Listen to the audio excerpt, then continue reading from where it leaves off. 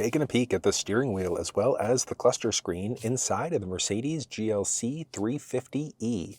In this video, you're going to learn everything you need to know, but if you want a walkthrough on the infotainment system, you'll find that down in the description. So, starting off, the steering wheel inside of the ride is going to be power telescoping, so down by your left knee, you've got a switch there so you can go in, out, up and down to find that perfect position for you. Once you find it, release, and you're good to go. And one nice thing is that you can have the steering wheel set up the way that you'd like to, set up your driver's seat the way that you'd like to, along with your side view mirrors. And then along the side there, you've got a series of memory buttons. So all you're going to do is push the M button for a second, and then either 1, 2, or 3 for it to remember your own personal profile.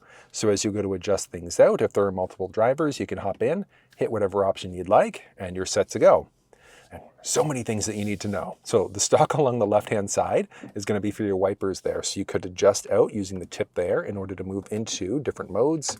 You've got your blinkers there. There are also buttons in order to be able to turn on your rear wiper there as well. You can pull in towards you in order to flash your high beams out, but when you are in the auto mode, there's a button along the very bottom you can push in order to turn yourself into a multi-auto mode.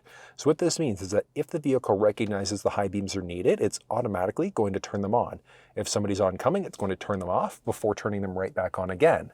But if you want to permanently lock your high beams out, you're going to switch into the headlamp mode, so the far right.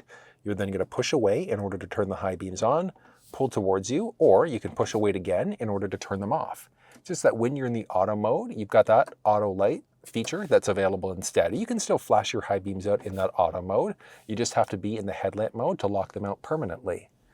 Stick along the right-hand side is your shifter. So with the brake in, you can push up to get into reverse with your full 360 camera showing up there. And so many good looks. You've got your front facing, rear facing. You can even do a side mounted camera instead, so either side. And then you can do an auto mode where that's going to give you kind of this top down like bird's eye view. And then you can swipe across using your finger instead. So getting in and out of tight spaces, really neat. There's also your neutral mode. So you're just going to drop down lightly to get to neutral, all the way down for drive.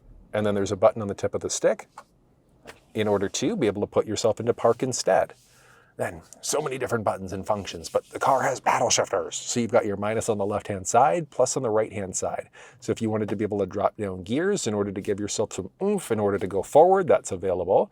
But if you've never used paddle shifters before, check down in the description of this video. I've put together a little walkthrough explaining how paddles work and when you want to use them.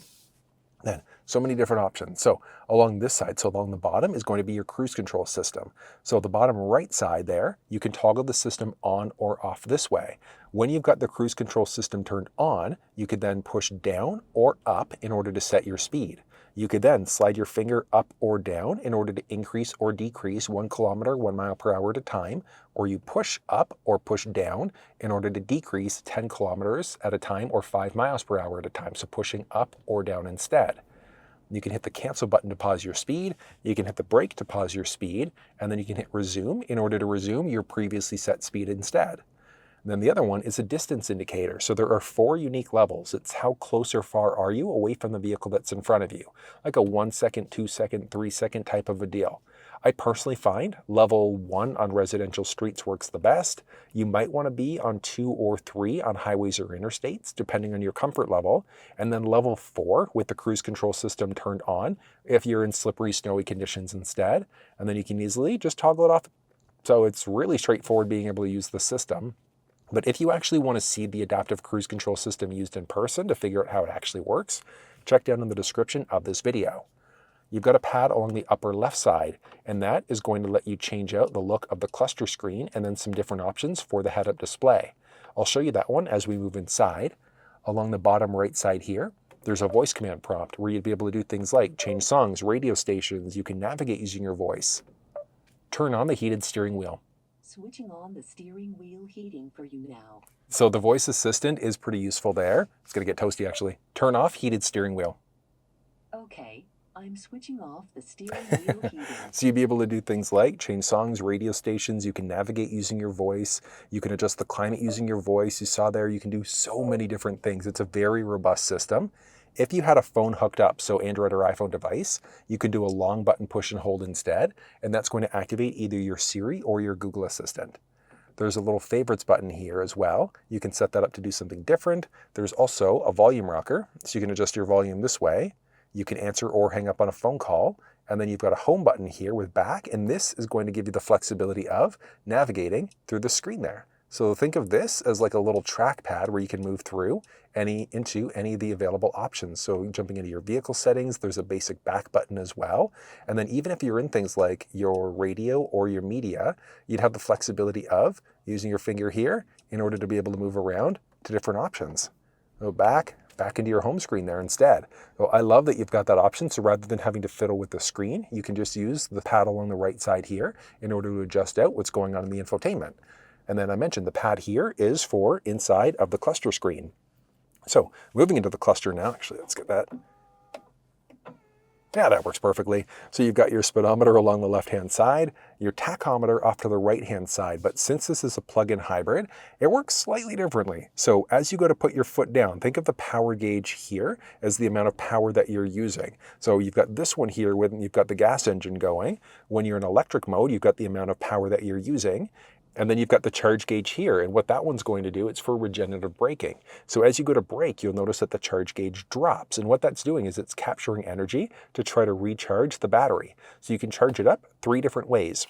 So way number 1 is by actually plugging yourself into the wall. Way number 2 is as you drive, then the vehicle is going to recharge the battery. And then way number 3 is through regenerative braking. So as you go to brake, charge goes down in order to try to charge the vehicle up there instead. You've got your current fuel gauge along the bottom left-hand side, along with your current time. Vehicle's ready to drive. You can see there the current outside temperature along with the gear that you're currently in along the bottom right-hand side, and then which drive mode that you're in. So you've got a selector that's going to let you change out your different drive modes here. So hold on, let's look here because it looks so nice. So you've got a bunch of unique drive modes that are available. So you've got an off-road mode that's available. You've got your basic battery hold, which if you've got charge, what it's going to do is it's going to hold on to that charge. There's also an electric mode. So with enough charge, you can be in strictly electric driving.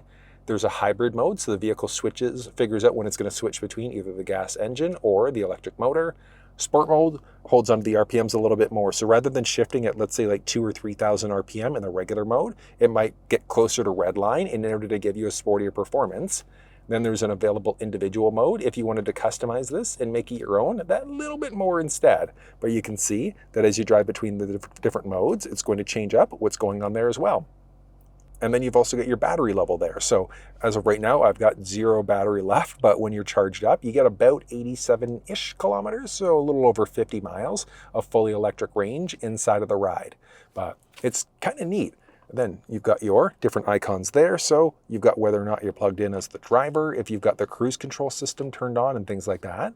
Then I mentioned you've got your pad along this side. So you hit the home icon there, and that's going to let you swipe across into different modes. So do you want to be in a sport mode? Oh, I love that look. Oh, that looks so good. Back to a home mode there. You've got your classic view if you wanted to have full map in cluster instead. So if you had an active route going, that would show up there. You've got a basic driver assistance mode. So if you had different driver assistance settings turned on, enabled, etc. There's an off-road mode, which I think that looks so cool too. Such a nice look. But you can see there, all of your gauges are done slightly differently. And then there's an available service mode. So you can see what's going on with everything. You can see what's going on with your messages, if there's anything there, when you're due for your maintenance, your current tire pressure, your coolant temperatures, and things like that. Your best bet? For me personally, like I love the look of the sport mode.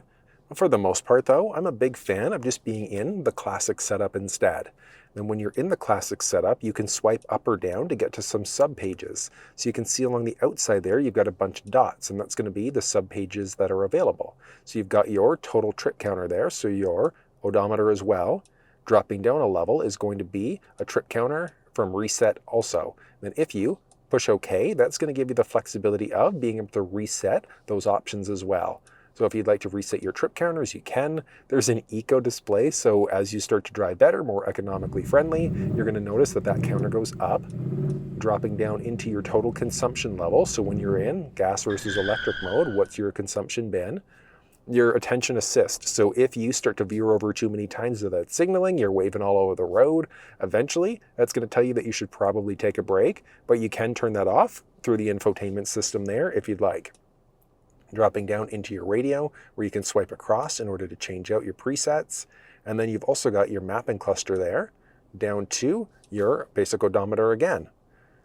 Then as you hop back to the home button there and swipe up, all of these options are going to be for the head-up display. So you've got a series of options here. There's your minimal look, sport, standard, off-road, and then you can adjust the settings out too. So you'd be able to swipe up or down in order to raise or lower the height of the head-up display. You can then swipe either left or right in order to be able to adjust out the brightness. I always just recommend keeping the brightness up, and then you've got the flexibility of toggling the head-up display off or turning the head-up display back on again instead. So I know that that is a lot of information, but that's everything that you need to know about the steering wheel as well as the cluster screen inside of the Mercedes GLC 350e.